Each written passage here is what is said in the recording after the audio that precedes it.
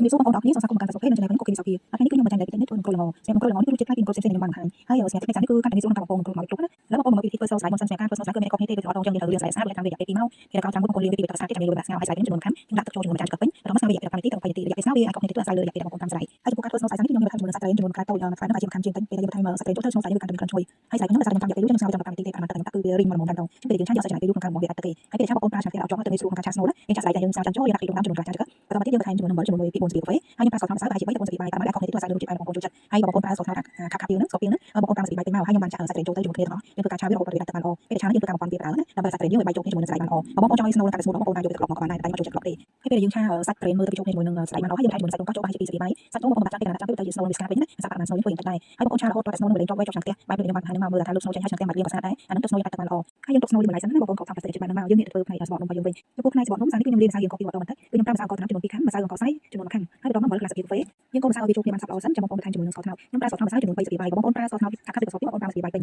ហើយស្លាបព្រាដូងគឺខ្ញុំប្រើទីដូងចុងហើយខ្ញុំកម្ដៅវាក្រៅមុនចំនួន150ឬ150ក្រាមខ្ញុំប្រើបានទឹកទីក្រៅមុនបងប្អូនដាក់ពីដងទីដងពីសិនក៏បានដែរបងប្អូនអាចខុសគ្នាតិចតួចអាស្រ័យលើម៉ាក់អាស្រ័យបងប្អូនប្រើយើងគ្រាន់តែថាលាយជាមួយអត់ដល់ម្សៅរបស់យើងគឺវាទុនមិនហ្មងកុំឲ្យជ្រីពេកបើវារឹងពេកហើយយើងលុញវាឲ្យវាចូលគ្នារហូតខ្លាចជាទៅមួយតែបងប្អូនគាត់ឆ្លងប្រហែលជា4 5នាទីណាដើម្បីឲ្យម្សៅយើងគឺចូលគ្នាបានល្អពេលបងប្អូនលាយវាសព្វហើយយើងខុសវាទុកមកស្ទុកសិនទៅយើងងាកទៅសូនស្នូលវិញដើម្បីម្សៅយើងបានសម្រាប់ហើយចំពោះការសូនស្នូលស្រាយរបស់យើងបងប្អូនចង់សូនសូនជួយតាមការចូលចិត្តណាសម្រាប់បងប្អូនខ្ញុំសូនគឺវាមិនហ្មងវាអត់ពេកទេប្រហែលជាប៉ុណ្ណេះជើងហើយយើងធ្វើបាន21ស្នូលស្រាយហើយយើងត្រៀមជាមួយនឹងល្ងសចំនួន5ចានក៏ឬក៏ស្មើនឹងខាំចំពោះសបកនំខ្ញុំបានលាយនេះគឺវាស្មើជាមួយនឹង5ស្នូលយើងតែម្ដងណាសាច់នំយើងវាធ្វើជាងវាអត់ក្រាស់ទេក៏ស្អាតតិចដែរហើយចំពោះការលាយម្សៅធ្វើគ្រូល្ងនេះគឺខ្ញុំរៀងលាយខុសពីម្ដងបន្តិចព្រោះការធ្វើគ្រូស្នូលអាយឬក៏គ្រូស្នូលកាយនេះគឺខ្ញុំប្រើប្រមាណ30កសាយតែបន្តិចទេបងប្អូនធ្លាប់មើវីដេអូធ្វើគ្រូស្នូលកាយគ្រូស្នូលកាយបងអាចមើលវីដេអូចាស់ខ្ញុំបានខ្ញុំដាក់លីងខាងក្រោមវីដេអូជូនតែចំពោះការធ្វើគ្រូល្ងនេះគឺខ្ញុំចង់ពិសោធន៍មើលថាពេលយើងលាយប្រមាណ30កសាយច្រើនទៅវាងាយស្រួលក្នុងការបំពងហើយមួយទៀតនំរបស់យើងវាទៅជាមិនដែរហើយនំរបស់យើងតែបងប្អូនសូមឲ្យព្រៀមហ្នឹងគឺយើងត្រូវយកមកប្រឡាក់ជាមួយនឹងល្ងព្រៀមតោះសាច់ម្សៅរបស់យើងវានឹងមានសំណើមប៉ុន្តែបើសាច់ម្សៅរបស់បងប្អូនវាស្ងួតខ្លាំងពេលប្រឡាក់ជាមួយនឹងល្ងវាអត់សូវជាប់ទេយើងអាចយកវាទៅជ្រលជាមួយនឹងទឹកភ្លុកទៅចាំយើងយកមកប្រឡាក់ជាមួយនឹងល្ងវិញវានឹងជាប់ហើយហើយពេលប្រឡាក់ជាមួយនឹងល្ងសោះបងប្អូនត្រូវតែលុញវាដូចខ្ញុំបានបង្ហាញចឹងដើម្បីឲ្យសាច់ល្ងវាជាប់ជាមួយនឹងម្សៅរបស់យើងបានល្អណាពេលបងប្អូនយកបងប្អូនទៅមិនបារម្ភថាល្ងហ្នឹងវានឹងរបេះចេញពីក្នុងម្សៅរបស់យើងទេព្រោះកាលរបេះទៅយើងបងប្អូនវាសល្អមើលដែរពីធ្វើល្ងយើងក្រោយទៅគេយើងចាប់ខូចតាមនឹងដែរហើយលើយើងចាប់តាមបងប្អូននំយើងដាក់ពីយើងច្រើនតិចហើយបងប្អូនដាក់ទៅមជ្ឈុំសិនយើងធ្លាក់ចូលប្រើប្រាស់ទៅហើយបងប្អូនគាត់ប្រើឆ្នាំងទៀតអត់ជាប់ព្រោះម្សៅគេប្រើឆ្នាំងទៀតធ្លាក់ទៅម្សៅជាប់បាត់ឆ្នាំងទៀតគឺធ្វើខូចពីនំយើងបានហើយបងប្អូនអាចយកស្បៀងមកឆ្កឹះពីបន្តិចទៅមកវាស្អិតជាប់ហើយមើលទៅពេលយើងពុកទៅបងប្អូនបានមកពីចូលប៉ុណ្ណឹងបើថតនៅភ្លើងតូចពួកយើងអត់ថតទេធ្វើនំយើងអាចទុកបានចឹងបងប្អូនត្រូវតែប្រើភ្លើងតូចកូរវារហូតដល់សាច់នំរបស់យើងវាឡើងឆ្អិនបងប្អូនអាចមើលឃើញម្សៅយើងវាធំជាងមុនហើយយើងដែរហ្នឹងគឺបានការសាច់ម្សៅនេះចាប់តាមឆ្អិនហើយតែតាមភ្លើងគឺបន្តប្រើភ្លើងតូចរហូតដល់វាក្រហមប៉ុណ្នេះខ្ញុំប្រើភ្លើងមជ្ឈុំហើយយើងបន្តវាក្រហមច្រើនតិចនំនេះគឺឆ្អិនហើយប៉ុន្តែវាយើងគៀមច្រើនតិចតែអត់ក្រហមខ្លាំងទេកាលណាក្រហមខ្លាំងពេកធ្វើនំពុកយើងទៅជិះរឹងវិញញ៉ាំមិនសូវឆ្ងាញ់ទេក្រហមមកល្មមគឺនំយើងទុំឆ្ងាញ់ហើយនំរបស់យើងពេលបងប្អូនគឺអត់សូវមានទឹកល្ងវារលោចេញមកទេបងប្អូនអាចមើលបានខ្លាំងជាងវាស្អាតហើយចំពោះការលាយម្សៅដែលយើងប្រើម្សៅកសាយតែប្រាំម្សៅកត្នោតនេះគឺវាងាយស្រួលក្នុងការបំពង